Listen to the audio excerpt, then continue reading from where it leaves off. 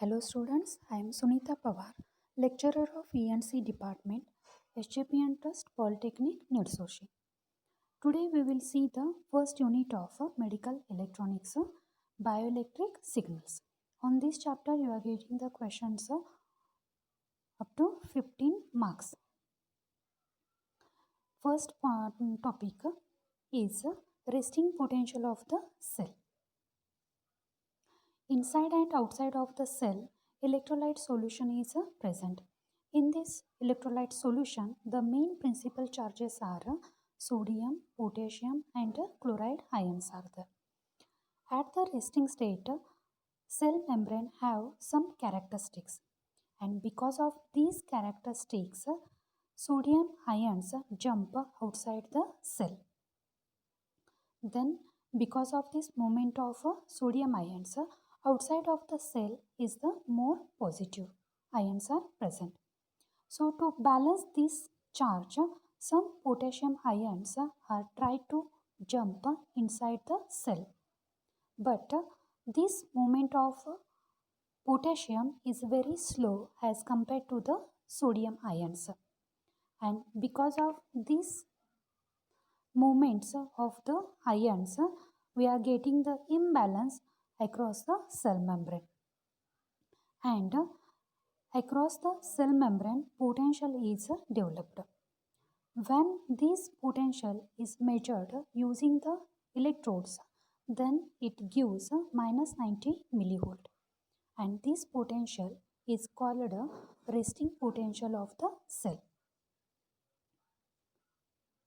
In the resting state, the outside of the cell there is a positive ions are more, and inside of the cell there is a more negative ions are present. So this one is the resting state of the cell. Now we will see the action potential of the cell. When external stimulation is given to cell, then cell membrane changes its characteristics. Because of this change in characteristics, it allows sodium ions to enter into the cell. So, the concentration of sodium ions are more inside of the cell. This movement give imbalance of charges. So, to balance it, some potassium and chloride ions try to jump outside of the cell. But this movement is very slow as compared to the movement of the sodium ions. The concentration of positive ions is more inside of the cell as compared to the outside of the cell, as shown in the figure here. And when this potential is measured using the electrodes, then it gives plus 20 millivolt across the cell membrane. And this potential is called as action potential of the cell. And this potential is the plus 20 millivolt. Now we will see the cell potential waveform. The time of action potential is depends on the type of the cell. In nerve cells or muscles, the rapid polarization it will be occurred, and this one duration is the 1 millisecond is there. In the same way, in heart muscles, repolarization is very slow, and that time is 150 millisecond to the 300 millisecond is there. The ionic concentration gradient across the cell membrane is maintained by pumping ions between the inside and outside of the cell. This action is referred as potassium-sodium pump.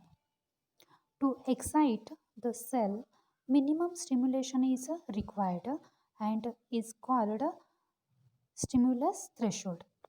In the cell, that is considered as a minus 60 millivolt.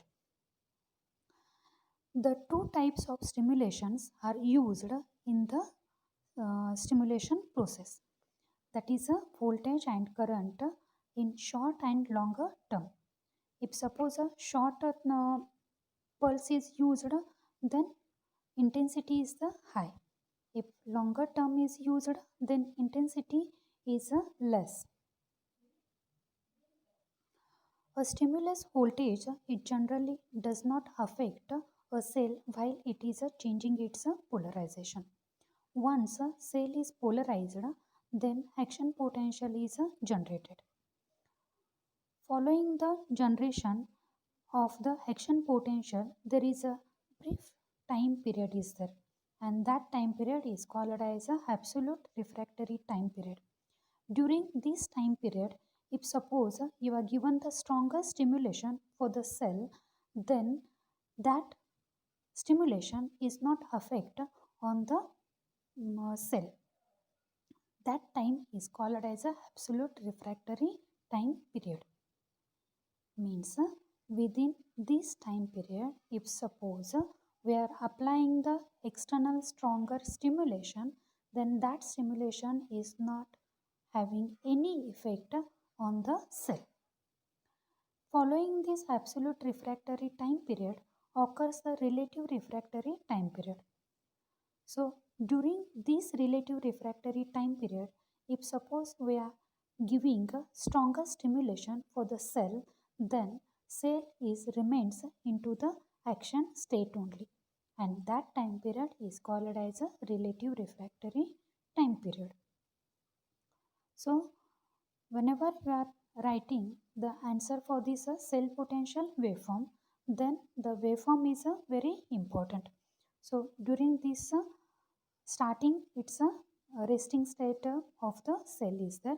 Whenever you are given the external stimulation, that time the potential of the cell is decreases towards the zero only. If suppose this potential is reached to the threshold, that is a minus 60 millivolt, then after that there is no need of the stimulation.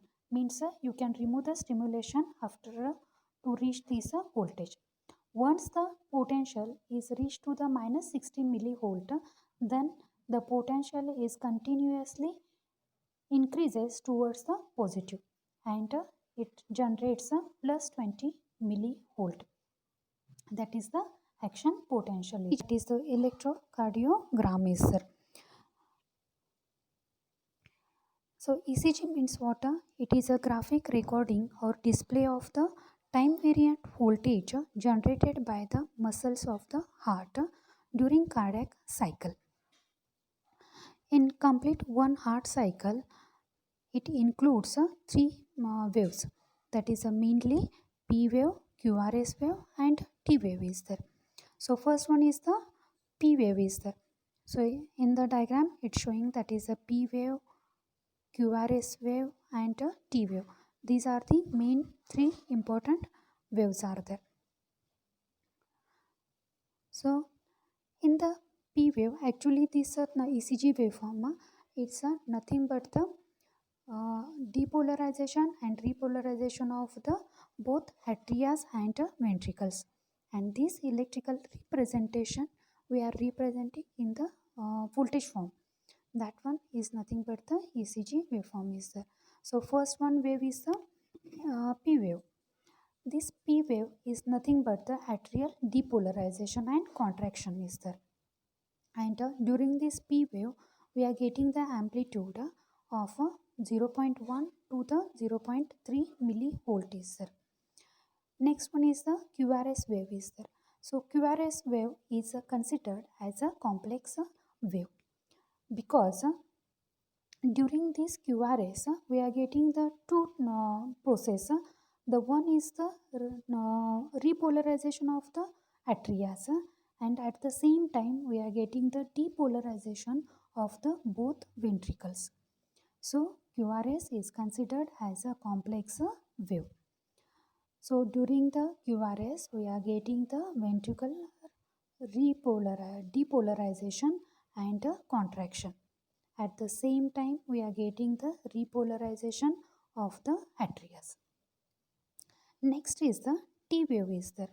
So during the T wave we are getting the repolarization of the both ventricles. Next we will see the intervals. PQ interval.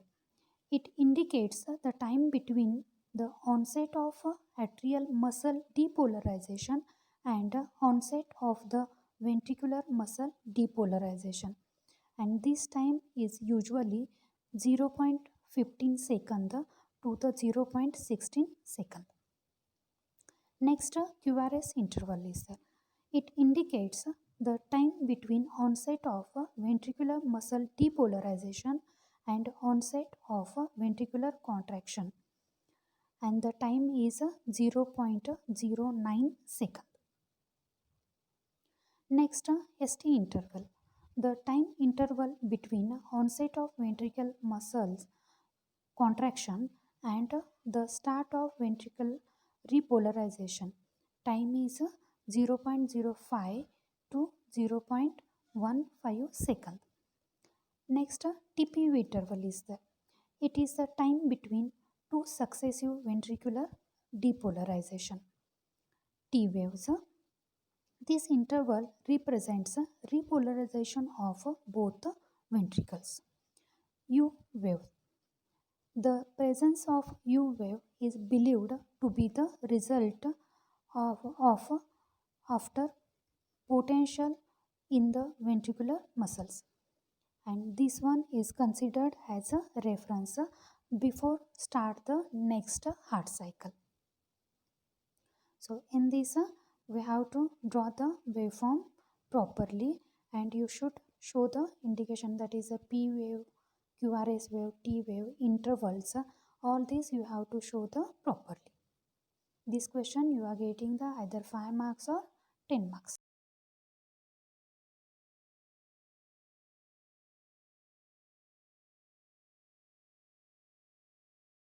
Now we will see the electroencephalogram. EEG means the recorded representation of bioelectric potential generated by the neuronal activity of the brain is called as a electroencephalogram, that is a EEG. EEG we are getting different for different states. So according to that there are 4 states are given. First one, that is awake and alert. When person is in alert condition or awake, EEG waveform found to consist asynchronized high frequency contents, and that wave is considered as a beta wave, and frequency is above 13 Hz to 30 Hz. Second, drowsy sleep. When person becomes drowsy with the eye closed, EEG waveform consists of rhythmic variation in the range of 8 to 13 Hz, that is considered as a alpha wave. Third state, early sleep and deep sleep. In EEG waveform, the amplitude goes on increasing and frequency goes on decreasing as the person moves from light sleep to deep sleep, and those waves are considered as a theta and a delta. Fourth state, that is a paradoxical or a rapid eye movements sleep, that is a REM. Sometimes an EEG taken during a sleep shows a high frequency pattern called a paradoxical or a rapid eye movement sleep. During this we are getting as a same beta wave as in get in awake or alert condition. So why we are getting this wave? Because during the deep sleeping that person may be dreaming or the mental activities are going on. So that's why we are getting the this beta pattern during the deep sleep. So that's why it called as a paradoxical or a REM. These are the different frequency bands: delta, theta, alpha and beta. So beta we are getting during the alert condition. The frequency is above 30 Hz. Alpha is during the drowsy sleep. This one frequency from 8 to 13 Hz. Theta is during the light sleep. So frequency is 3 to 8 Hz. and during the delta frequency is 0 to 3 hertz, and this delta waveform we are getting the um, deep sleep.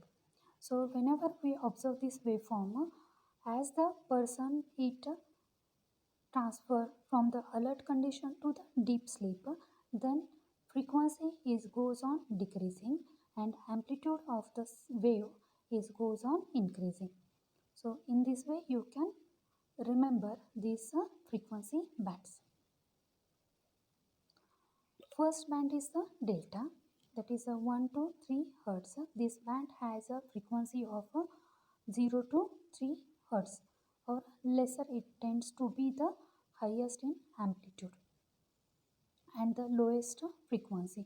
This wave is normally observed in the sleeping infants. Theta, this frequency band 3 to 8 hertz. This wave has a frequency band of a 3 to 8 hertz. The presence of this wave is taken as a perfectly normal in children up to age of 13 years and in sleeping adults.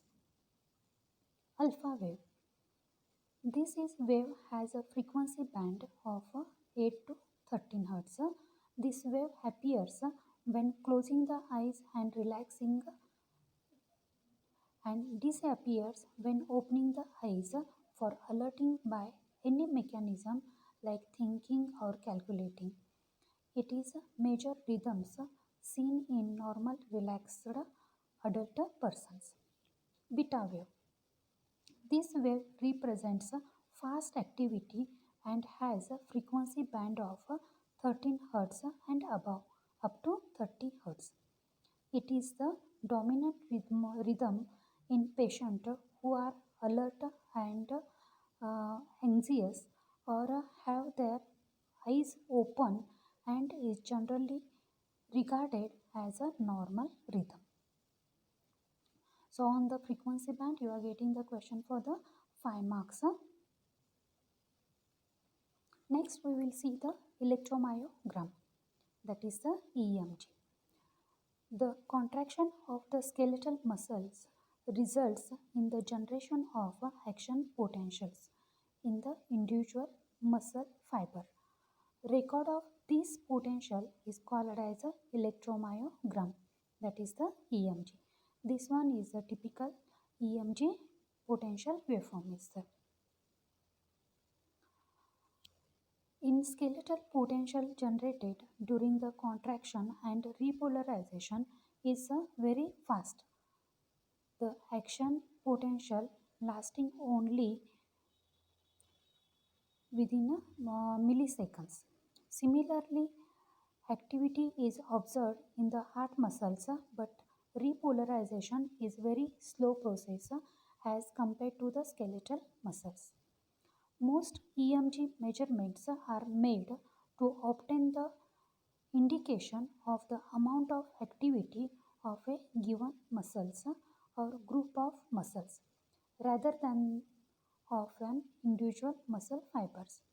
The EMG pattern is usually a summation of the individual action potential from the fibers constituting the muscle or muscles being studied. In record of EMG, surface electrode and needle electrodes are used. For better diagnostic information, needle electrodes are preferred to record the action potentials from individual motor units. EMG potentials is ranges between 50 microvolt to 30 millivolt. Values of potential are may vary with the type of muscles and size of muscles or location of the electrodes. Now we will see the electrodes. There is a number of the electrodes are there. Electrodes are used to measure the bioelectric potential or signals from the body. The different types of the electrodes, the main category is a surface electrode, needle electrode, microelectrodes and other types of electrodes. Again, surface electrodes are divided in number of the electrodes. So So under the surface electrode, metal plate electrode, suction cup electrode, adhesive tape electrode, floating electrode and multipoint electrodes. Needle electrodes, monopolar needle electrodes, bipolar needle electrodes, concentric core needle electrodes. These are the types of the needle electrodes. Microelectrodes, metal microelectrodes, supported microelectrodes and micropipette electrodes. In other types of the electrodes, the stimulating electrodes and limb electrodes are comes. So in this, surface electrodes are used in the EEG measurements. So whenever you are getting the question which electrodes are used in the ECG measurement, then you should explain all the surface type of electrodes. If suppose you are getting the question like which electrodes are used in the EEG measurement, that time you should explain the surface electrodes and needle electrodes. Like that you have to change the answer according to the question on the same topic. Now we will see the factors on which the selection of a physiological transducer is depends. So first one factor is range. The range of the transducer output should be large enough to include all the expected magnitude of the measurement. Second, sensitivity. The transducer should give a sufficient output signal per unit of measured input. Third, electrical output characteristics.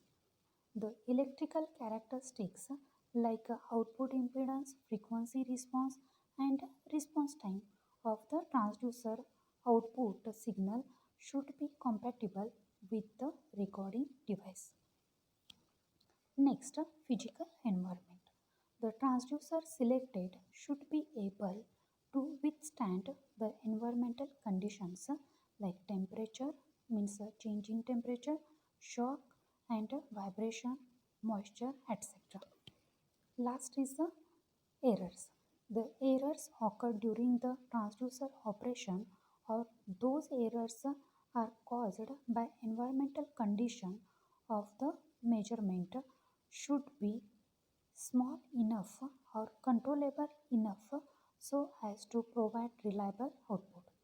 So these 5 factors you should explain for the above question. So this question you are getting for the 5 marks. Thank you.